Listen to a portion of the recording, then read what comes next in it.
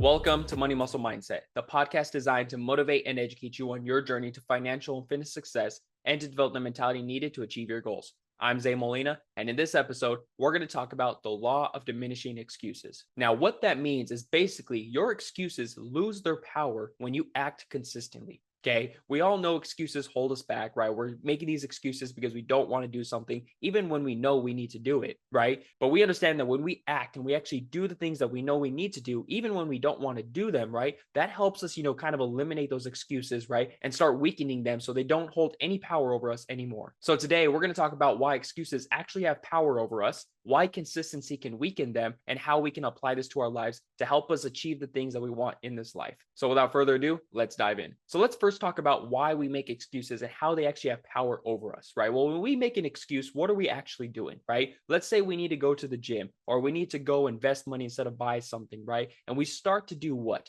We start to tell ourselves, well, you know what? I'm kind of tired today. I had a long day at work, or, it's kind of raining outside. I don't want to drive in the rain, so I'm not going to go to the gym today. Or, I said I was going to invest this month, but this money I really need it because I need to buy this for my kids. I need this for that. I need this, whatever it may be, right? And we start to do what? Making basically mental justifications of why we shouldn't do something. And so what are these excuses doing? Yes, in the moment, they do what? They make us feel good because, okay, I'm able to explain why I'm not going to do it, right? And it makes sense to me, right? But when you really think about it in the long run, you really think about your growth and all the things that you want to achieve in life, are those excuses actually helping you? And most likely they're not.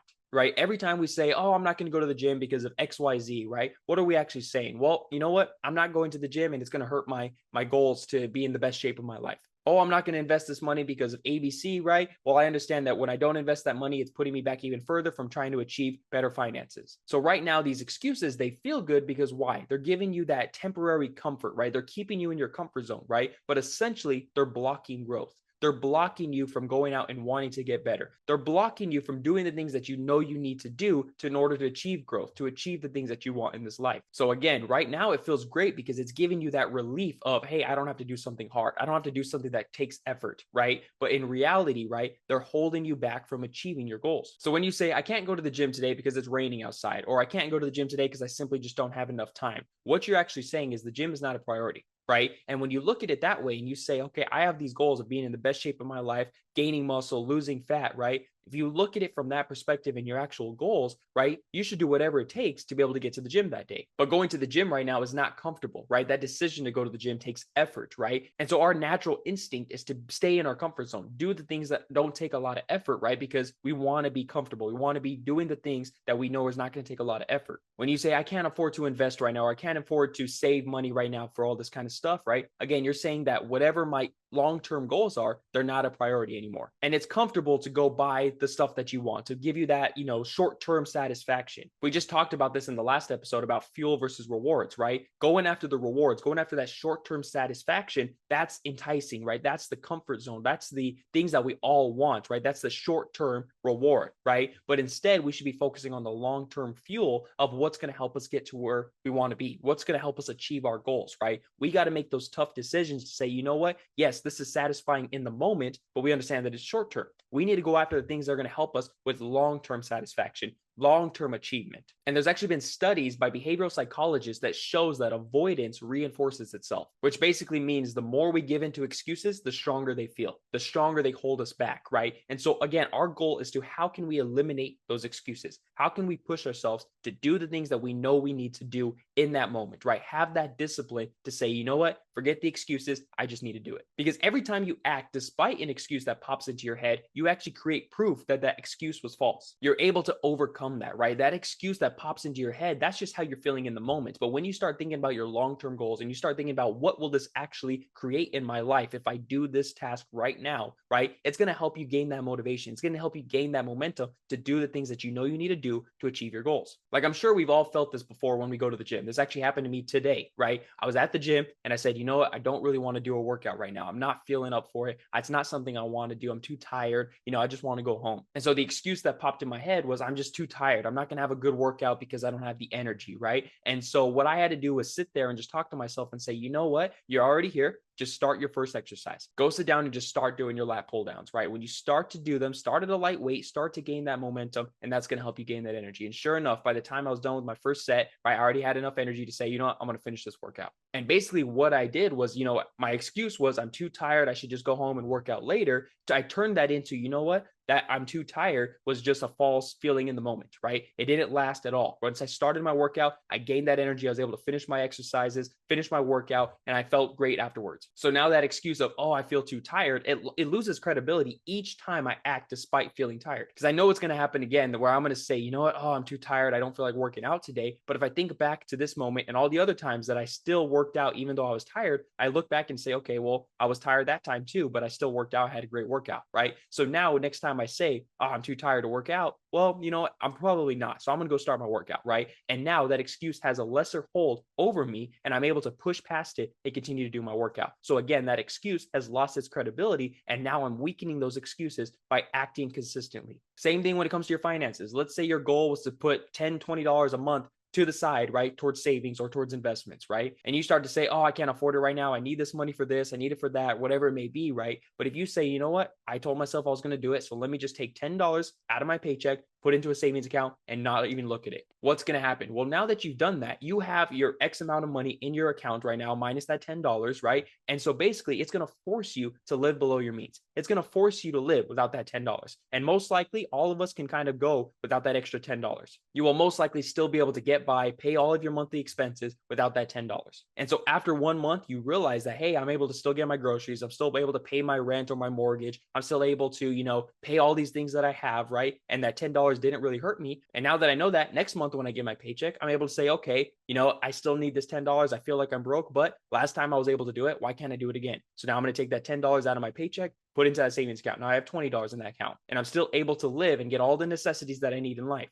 And as you keep doing this over and over, that excuse of, oh, I can't afford it right now becomes less and less credible because you've been doing it over and over again. And you already see the proof that, hey, I have saved up 5, 6, 7 months already, right? And I understand now that if I've already done it that many times, right, most likely I can keep doing it over and over again. And again, now you've proven that it's possible to live without that $10 extra a month. And so again, guys, by acting consistently, you gain momentum. You make those excuses lose their power. They weaken and weaken until eventually, you know what? Those excuses aren't even a thought in your head. You already know that, hey, every single month, taking $10 out of my paycheck, putting it into my account. That's going to help you grow. That's going to help you, again, avoid those excuses and start acting consistently. And again, gaining that momentum to help you improve your life. And again, over time, this consistent action is going to train you to expect progress, not avoidance, right? As you keep doing it over and over, you keep going to the gym, you keep working out, you keep eating healthy, right? You keep saving money, you keep investing money, right? It just becomes more natural. It becomes a habit, right? And now you're able to do it without even thinking. Those excuses don't pop into your head and now they get weaker and weaker until they're non-existent. You're now expecting to continue to progress, to continue to keep doing this over and over because it's just natural. It's a habit now.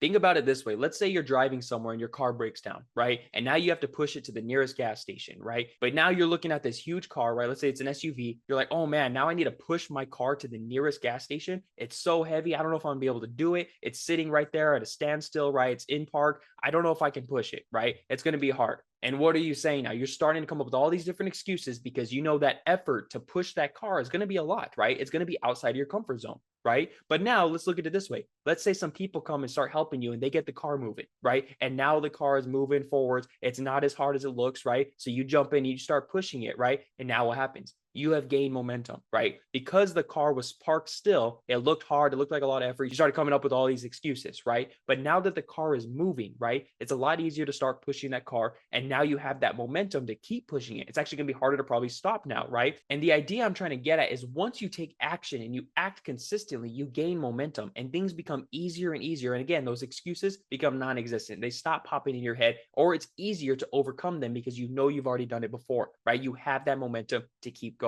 And there's actually been studies on this as well in terms of habit formation that repeated actions and repeated behavior reduces resistance and actually automates success. So again, by taking action and building that consistency over time, all those excuses, all those thoughts in your head that say why you shouldn't do it, they start to disappear because it's becoming a habit. It's a natural feeling to go to the gym every day after work. It's a natural feeling to eat healthy. It's a natural feeling to start saving, right? All of these things that are going to help you achieve your goals, because you've been doing it for so long, it now feels natural and those excuses don't pop up as much as they used to. And so now how can we apply this law to our lives, right? What things can we do to help us actually weaken these excuses and help us take more action to become more consistent? Well, the first thing that we can do, as I mentioned on this podcast several times, is start small. Right? Start with the micro daily wins, right? Do the small things that are going to help you achieve success, right? When you say, I don't have time to work out, right? Well, instead of going to the gym, why not do a 10-minute workout there in your house? Do some push-ups, do some jumping jacks, right? Whatever it may be. Do something just to get active, right? And that's going to help you build that momentum to where that becomes easier. Now you can increase to 15 minutes, to 20 minutes, to 30 minutes. Now you're able to actually go to the gym, right? Because you're able to start building the momentum. And instead of saying, I don't have time, now you're making the time. When you say, oh, I can't afford to save money right now. Well, start small. Start by saving $10 per paycheck, $5 per paycheck, whatever it may be, right? But just doing that little action is going to help you start to increase. And once you realize you can live without that $10, maybe increase it to 20, maybe 30, maybe 100, right? And once you can prove to yourself that you can live below your means, start saving that money to put towards investments, put towards your online business, put towards whatever it may be, right? That's going to help you achieve the success that you want in the long run. When you say you're trying to improve your mindset and you say, oh, I want to read more, but I just don't have time, right? Again, start by reading 1 page a day. Or start by reading just 5 minutes a day, right? Whatever it may be. But again, you're now combating that excuse of, oh, I don't have time, or, oh, I'm too tired, or, oh, I can't afford this, right? You're able to combat that by just taking little action to say, you know what? I do have time. I can make the time. Even if it's just a little bit right now, I'm still going past that excuse, proving that it's false. And I do have some time for at least a little workout, to read at least 1 page, to save just a little bit of money, right? And you're forcing yourself to take action despite the excuse. Okay, so that's way number 1. Way number 2 that we can apply this law is basically by tracking your wins. So now each time that you work out for 10 minutes a day, or you read 1 page, or you save a little bit of money, right? Write that down, put it on your calendar, put it in your notes on your phone, right? Say, hey, I went to the gym today. Hey, I saved this much money last paycheck. I read this many pages today, right? And now you start to see that, hey, I've done it before. Now you're creating that proof that, hey, I can combat this excuse. Those excuses start to lose that credibility because I have proof right here in my phone, on my computer, wherever it may be, right? That show that I have actually combated this excuse before.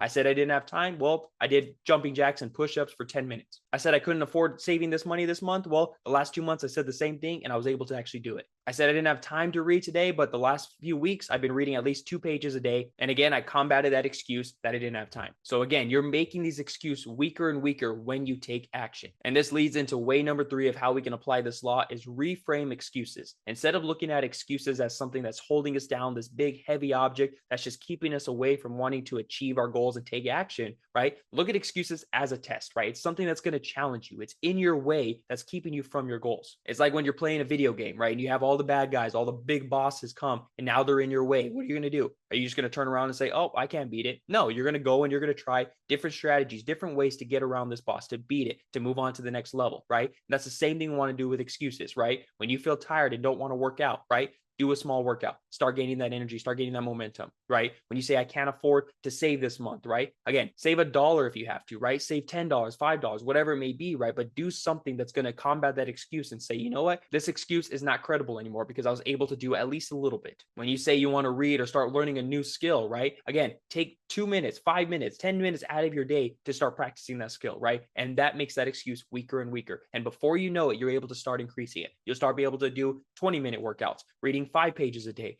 saving $100 a month, right? But once you start to take consistent action, you start to build that momentum and things become easier and easier. And now you can start to progress. You can start to move forward and start doing more because these excuses no longer have credibility in your life. And so again, guys, don't let excuses take control of you, right? Start pushing past them, right? Start looking at them as tests, right? Start finding ways to discredit these excuses to, make them weaker and weaker so they're no longer a problem in your life. So with that being said, that's what I got for you guys today. Again, the law of diminishing excuses. Excuses become weaker when you take consistent action. So start taking that action. Start small, guys. Do the little things to start discrediting those excuses in your lives. So once again, I appreciate you guys for watching today's episode. Hopefully you guys got some benefit from it. And I'm gonna leave you guys, as I always do. Remember, success isn't just about the money you make or the muscles you build. It's also about the mindset you develop along the way.